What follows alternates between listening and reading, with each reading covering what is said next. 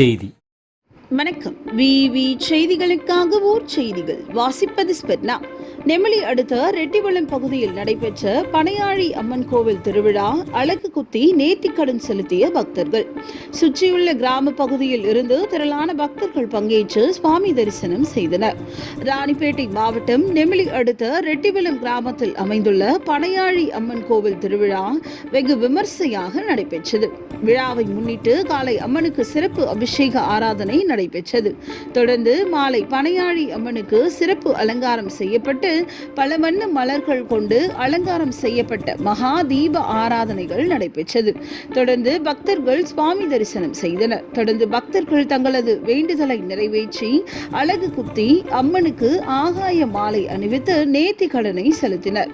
இந்த திருவிழாவில் நெமிலி, ரெட்டிவளம், பணப்பாக்கம் உள்ளிட்ட சுற்றுப்புற கிராமங்களில் இருந்து திரளான பக்தர்கள் பங்கேற்று சுவாமி தரிசனம் செய்து கொண்டனர்.